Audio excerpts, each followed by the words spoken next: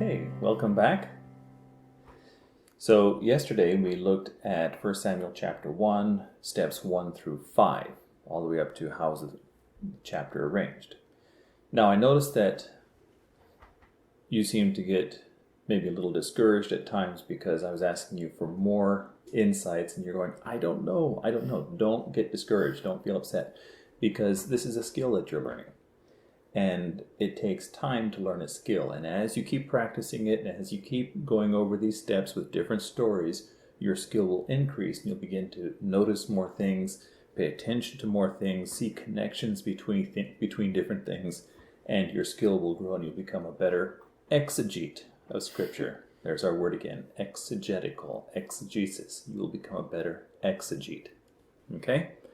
Now today we're going to look at the focusing questions, step 6. Then we're going to go to the ECI, step 7, and we're going to try to get to step 8, convert the ECI to a TCI to an LCI. Okay? So let's go over the focusing questions. First of all, how is the crisis facing the main character seen in our lives? Well, if the crisis is God is not blessing Hannah and might be cursing her, like we talked about yesterday, then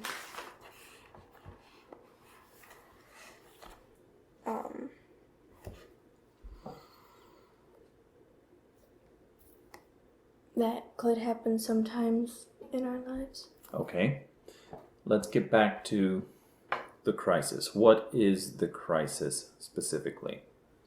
Hannah can't have kids. Hannah can't have kids. And the implications of that are that it may be that God is cursing her. That's not really for sure.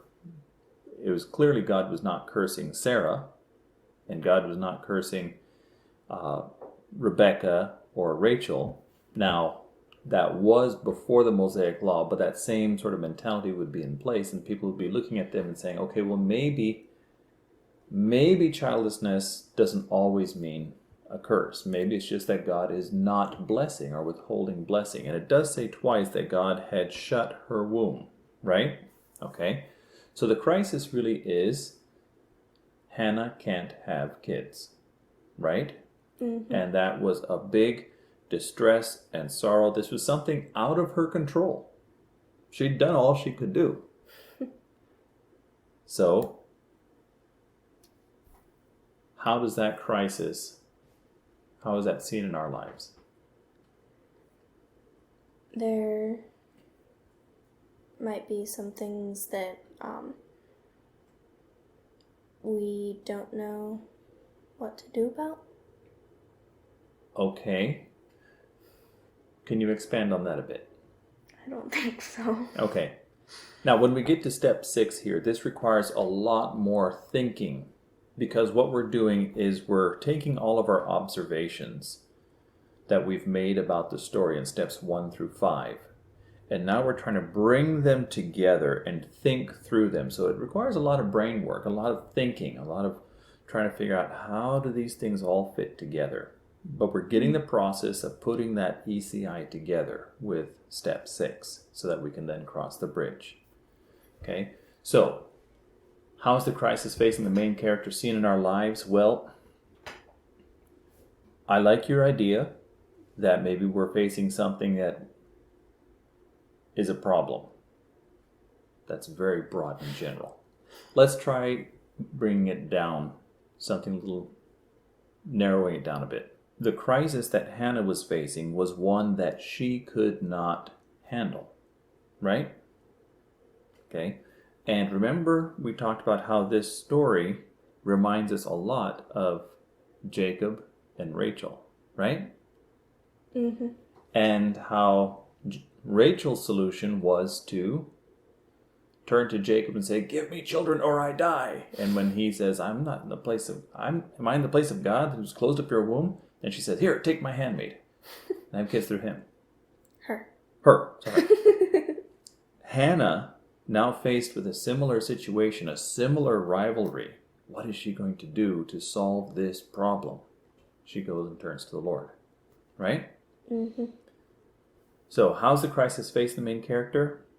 I think it's a situation that we find ourselves in that we do not have control over, that we recognize only God can have control over this. Now, the crisis of the story often creates a theological test.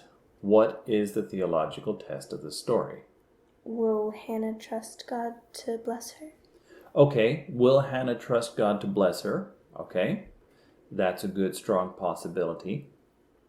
Another one might be, will Hannah turn to God for help? Mm. As opposed to Rachel, who turned to her handmaid for help. Right? Those are both good, strong candidates for the theological test. How is this theological test often seen in our lives today? Well, if we say it as a question again, it could be, will we trust God to bless us? Will we trust God to bless us? It's more than just blessing us. Will we trust God to Provide for us? provide for our needs or answer our petitions? Mm. Okay? Will we trust God? Another way we can ask this, depending on which theological test we're focusing on, is when faced with a problem, will we turn to God? Okay? So then, what does the passage show us about human nature? It's not normal for humans to take our problems to God. Okay. Or it's not normal to trust God. Right? Okay. Like I said, both options. Will Hannah trust God or will Hannah take her petition to God? They're very closely related. One just has a slight different emphasis than the other. Mm-hmm. But both of those are strong candidates for the theological test. Okay? Mm-hmm. So yes, because of that, you see how that affects the human nature problem and how that affects the vision of God, things like that, and how they all interrelate, right? Okay. So what does the passage show us about God?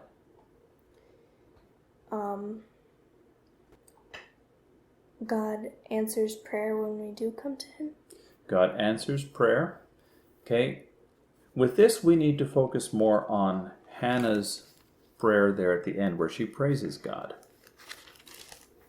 What's the focus of her prayer there? God brings up the lowly and puts down the high up. Okay. He brings up the lowly, puts down the high up. He is in control. In verse 9 it says, He will guard the feet of His faithful ones, but the wicked shall be cut off in darkness, for not by might shall a man prevail. So again, it's coming back to the idea that our destinies, our futures, the things that happen in our lives are not in our hands, but in God's hands. And so she says, The adversaries of the Lord shall be broken to pieces. Against them He will thunder in heaven. The Lord will judge the ends of the earth. He will give strength to His king and exalt the horn of His anointed. The idea of the Lord decides what's going to happen in life. It's not by might shall a man prevail. So it's not by cunning or trickery that, or giving your handmaid to someone else that you will get a son. It is through the Lord. Right? Okay, so how does this aspect of God show up today? He does the same thing. Okay, it's still the same way, right? Now, it's fascinating, and we can start thinking about our own culture a little bit right here. It's fascinating how many books are written about with the idea of if you just have the right method, if you just do steps 1, 2, 3, 4, all these things will succeed in your life. There are so many books written about that. And there is a place for wisdom and we do need to act wisely. But in the end, who's the one that causes people to prosper? Who's the one who causes people not to prosper? God. It's God. Right. Okay. How is the story shaped by the Mosaic covenant? We talked about different references to the law and things like that, but how is the story shaped by the Mosaic covenant? I don't know. Okay. Basically, the idea behind the story is that God is the one who blesses, and that's because of the Mosaic covenant. Right? Okay. Okay. So then we come to F. How does the new covenant affect the ideas in this story?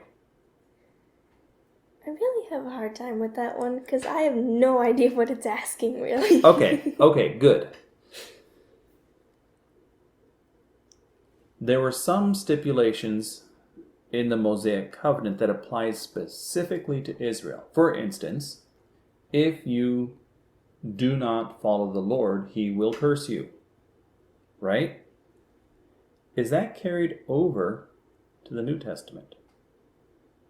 Not completely. Are there any curses placed upon God's people in the New Testament if they don't follow him? Mm-mm. Okay. Then that doesn't come across like that. At least not curses the same way. Yes, God's hand could be against us for disobedience to him in discipline, but not as curses. Okay, the book of Hebrews writes about how the Lord disciplines those he loves. And that is true. But not as curses and horrific punishments for turning away from God. So that would be a difference. So in this story, the whole idea of being fruitful and having children is a sign of God's blessing. Is it the sign of God? Is it a sign of God's blessing today? Not really. Not in the same way, no. Now, what was the writer's purpose for writing this story? To show the people of Israel that God hears and answers. Good, that God hears and answers. And you're picking up on the name of Shemuel, right? Okay. And what results did the writer hope to see? And that the people would come to God and turn to God with their problems. Excellent, excellent, good. So you've caught that. Now we're ready to go to the ECI. Now, the ECI is closely connected to the theological test, the vision of God, and human nature. So what we've just been discussing, it's very closely connected to that. And often the ECI can be found in a speech by a main character. Now, when we form the ECI, we need to state it as one sentence, and it should be about the characters in the story, and it should capture the central idea of the story. So, what do you have for the ECI? Well, you told me to write down 3. Mm-hmm. The first one is, it's hard for Hannah to trust God, but he hears. Okay, what's the next one? It's hard for people to bring their problems to God, but he hears and answers. And this one I wasn't so sure about because I had to put people, because in this story, it doesn't seem like Hannah has a hard time talking to God about it. Okay. And then the third one is God hears and answers when we come to him. And this one was also about us. Everybody. Okay. Now, the only one that actually matches the criteria of it should be about the characters is the first one. It's hard for Hannah to trust God, but he hears. That's the only one that matches that criteria. The other two, like you said, aren't talking about Hannah. Right? Mm-hmm. So let's see if we can restate them. The first and the second are pretty much the same thing. So let's get rid of the second one there. God hears and answers when we come to him. Okay, let's state that in a way that talks about Hannah. God hears and answers when Hannah comes. God heard and answered when Hannah came to him. Good. I think that those can work. At least for our exercise here, those can work. So what we want to do with the ECI is find out which one covers the central idea of the passage the best. Let me add a third one here just to mix things up a bit. Okay, Hannah trusted God with her problem and he answered her. Okay, we can do one more here. Hannah learned that God answers prayer. Okay, so now we've got 4 options. Of these 4, which one do you think actually captures the idea the best? Probably either B or C. Okay. B, God heard and answered when Hannah came to him. C, Hannah trusted God with her problem and he answered her. Okay. Choose one of them. Maybe B. So let's take that one and we're going to change that into a TCI and then an LCI. Now, a TCI should be true for all believers everywhere. So it's not just talking about Hannah, it's talking about all believers everywhere. So instead of writing about characters, you need to use words that refer to specific people groups like believers, God's people, unbelievers, etc. Okay? And you have to be thinking, what is the timeless principle that is being taught? Okay? So, let's take your selected ECI. God heard and answered when Hannah came to him with her problem. Now let's convert it to a TCI. God hears and answers when we come to him with our problems. Okay. I like that, but let's be a little bit more specific about the we. Who is the we? Is it just anybody in the world? When God's people. When God's people. Okay. God hears and answers when his people come to him with their problems. Okay. Now, first question you have to ask yourself, is that true? Mm-hmm. Okay.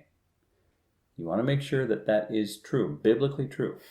You also want to make sure, is that capturing the principle of the story? Seems like it. Okay. It's doing a pretty good job there. Okay. So let's go with that. Now let's convert it to an LCI. An LCI should use an active verb and a first person pronoun. Now what's the LCI? The lesson central idea. What's the TCI? The theological central idea. Good.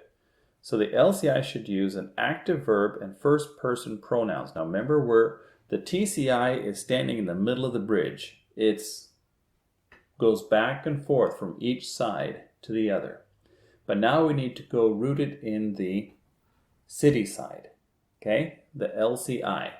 So, it needs to use active verbs and it needs to use first person pronouns. What are first person pronouns? I, we, me, and you, that's second. us. Us, okay? I, we, me, and us. Okay? So, how would we say this using first person pronouns and active verbs. God hears and answers when we come to him with our problems. Okay? Now, the we there, you would have to specify that this is we as God's people, right? Okay? What's another way that you could say that? God hears and answers when I come to him with my problems. Yes, that's another way that you could say it. That's converting the ECI to the TCI to the LCI. And we have just crossed over the bridge. All that work on this story, two lessons worth of discussing the story in order to get across the bridge. It's a lot of work, isn't it? But With one sentence. with one sentence, right. But what you've been doing is you've been laying a foundation. The steps 2 through 5 lay the foundation of studying the passage so that you can then answer the questions in step 6, which then allows you to build the one sentence ECI, and then the TCI, and then the LCI. And that LCI is going to be your main point in your lesson. A trick question that's often asked of students in seminary is, how many points should a sermon have? How many main points should a sermon have? And a lot of them will say 3 or 2. Depends on what kind of main point. The answer is 1. A sermon or a lesson should have one main point, and everything else supports that main point. In your writing, when you've learned to write an essay, you've learned that you have to have a thesis statement and then support it, right? That thesis statement is your one main point. Same thing. So what we've done is we've gone through this story and we found the main point. And we brought it over to today. God hears and answers when we come to him with our problems. That's our main point of the lesson. And now we're ready to start connecting the story to today and then building the lesson. Okay? So, for homework, I want you to take 1 Samuel chapter 3 and work through steps 1 through work through steps 1 through 8 with 1 Samuel chapter 3. Take an extra day so that you have more time to work on it. Okay. Okay?